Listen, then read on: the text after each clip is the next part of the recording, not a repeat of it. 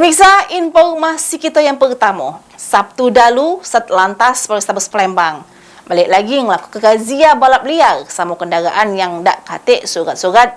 Jika razia ini, puluhan kenderaan roda 2 sama 2 kenderaan roda 4 ditilang. Satuan Lalu Lintas Polrestabes Palembang balik lagi melakukan razia balap liar.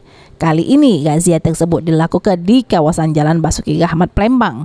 Razia tersebut dilakukan guna mengurangi aksi balap liar yang banyak terjadi di sejumlah kawasan di Palembang.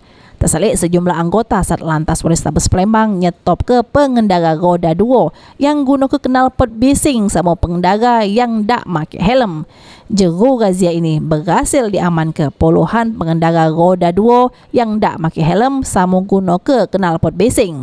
Terkait hal tersebut, Kabak Ops Polrestabes Palembang AKBP Edi mengungkap ke selanjutnya kendaraan roda 2 sama roda 4 yang diamankan ini langsung dilakukan penilangan sama dibawa ke Polrestabes Palembang untuk dikerangkeng.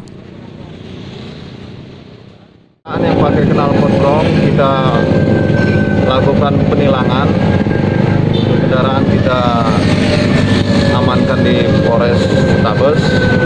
Selanjutnya untuk pengambilan nanti barang bukti harus sudah diganti dengan knalpot standar. Hegi Wahyudi, PAL TV.